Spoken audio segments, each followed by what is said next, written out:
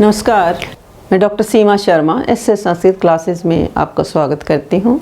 रूपक अलंकार करते हैं। यदि आप मेरे चैनल पर नए हैं तो एसएस संस्कृत चैनल को लाइक करें, सब्सक्राइब करें और अपने साथियों में शेयर ज़रूर करें। तथा यदि आप कुछ सर्च करना चाहते हैं, जैसे अलंकार मान लो हम कर रहे हैं, उसी अलंकार को सर्च करना चाहते हैं, रूपक अलंकार कर रहे हैं, तो रूपक के साथ साथ यदि एसएस संस्कृत एसएस और फिर गैप देके संस्कृत लिखेंगे तो आपको रूपक अलंकार फ्रंट के ऊपर ही आ जाएगा, तो उसको आप देख सकते हैं। और भी मैंने बहुत सारे लिंक जो हैं डिस्क्रिप्शन बॉक्स में दिए हुए हैं, वहाँ जा कर के भी आप लिंक देख करके कुछ भी जो आप देखना चाहते हैं, संधि या समास देखना चाहते हैं, उसको क्या है आप कर सकते हैं। और यदि आप कुछ नया चाहते हैं तो कमेंट बॉक्स में जा कर के अपनी डिमांड भी रखें, जिससे आपको उसी तरीके से वीडियो जो है स्टूडेंट के सामने रखे जाएं। तो रूपक अलंकार करते हैं। मम्मटाचार्य इसका लक्षण क्या देते हैं?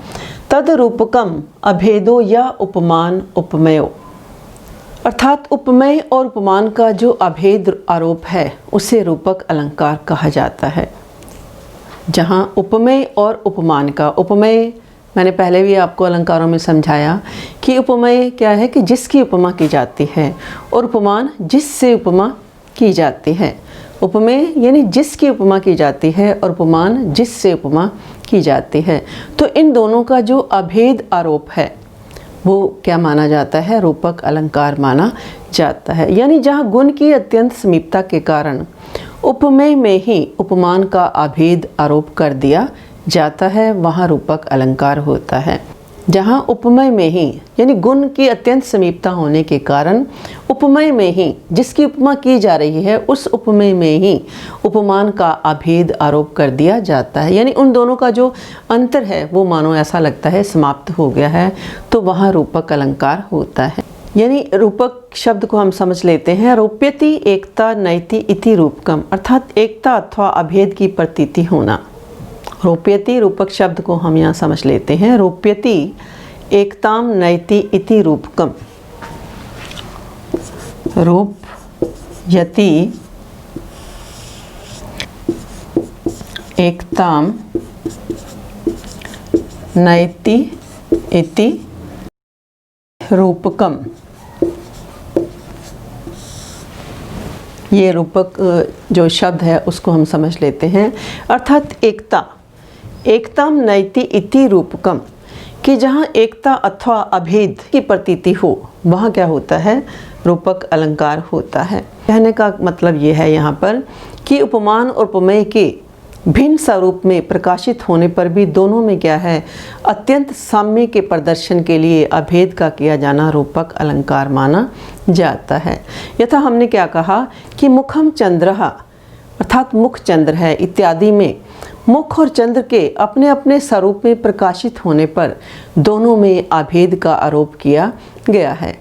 यानी उपमान द्वारा उपमेय पर आरोपण किया गया है। उपमान द्वारा क्या है? उपमेय पर आरोपण किया गया है। उपमान और उपमेय के भिन्न स्वरूप में प्रकाशित होने पर भी दोनों में अत्यंत साम्य के प्रदर्शन के लिए अभेद का किया जाना रूपक माना जाता है। तो मम्मटाचार्य इसका परिभाषा क्या देते हैं? अर्थात उपमेय और उपमान का जो अभेद आरोप है उसे रूपक अलंकार कहा जाता है।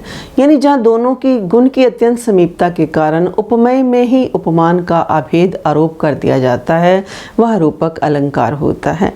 तो इसका उदाहरण करते हैं। ज्योत्स्नाम भस्म छुरन ध्वला बिभ्रति तारकास्थीन अंतर्ध्यान व्यसन रसिका रात्रि का पालिकियम द्विपाद द्वीपम भ्रमति ददति चंद्र मुद्रा कपाले न्यस्तम सिद्ध अंजन परिमलम लांछनस्य छलेन। तो मम्मटाचार्य बड़ा सुंदर ये उदाहरण देते हैं काव्य प्रकाश में।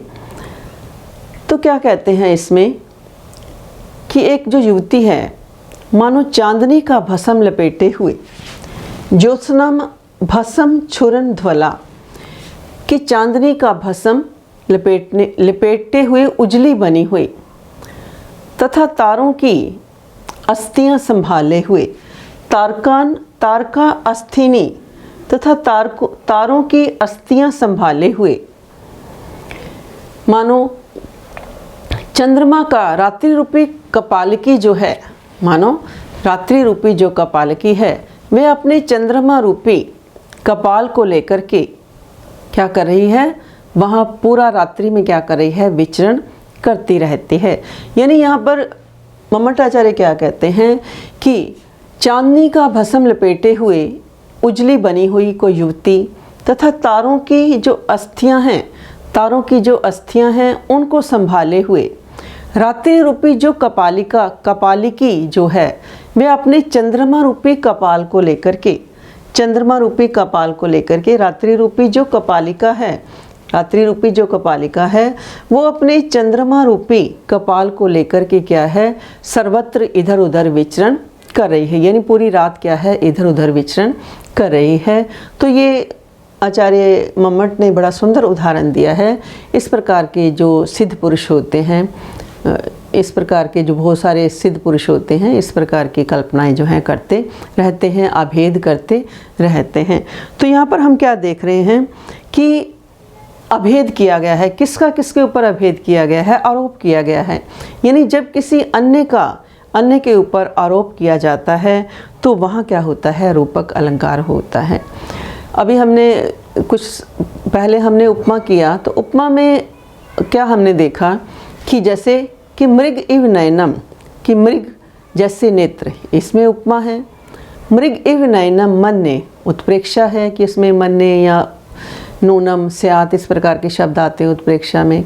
तथा मृग नयनी चंद्रमुखी गजगामिनी, ये हमारे क्या हैं, अभेद है, रूपक के उदाहरण हैं। यानी रूपक में क्या होता है कि जब किसी अन्य के ऊपर आरोप किया जाता है तो वहाँ क्या होता है, रूपक अलंकार होता है। यानी कहने का भाव ये है कि जो वस्तु नहीं है उसके ऊपर आरोप किया तो वो रूपक बन जाता है। यानी यहाँ पर जो नहीं है उसका जो आरोप होता है, यानी उपमेय है, उपमान नहीं है, परंतु उपमान का आरोप उपमेय के ऊपर कर दिया जाता है तो वहाँ रूपक अलंकार होता है। तो कहने का अभिप्राय ये है कि रूपक अलंकार में क्या है कि जो नहीं है उसके ऊपर यदि आरोप किया जाए तो वहाँ रूपक बन जाता है। अर्थात यहाँ पर जो नहीं है, रूपक में क्या है कि जो नहीं है उसका जो आरोप होता है, यानी उपमेय है, उपमान नहीं है, उपमान का आरोप उपमेय के ऊपर कर दिया जाता है तो रूपक अलंकार हो जाता है। तो विश्वनाथ आचार्य ने रूपक के 3 भेद माने हैं, परंपरित, सांग और निरंग। इसकी चर्चा हम यहाँ नहीं करेंगे। तो रूपक अलंकार हमने आज सारा जाना मम्मट के अनुसार। तो आज के लिए इतना ही। मैं मिलती हूँ अपनी नई अगली वीडियो में। धन्यवाद। जय हिंद, जय भारत।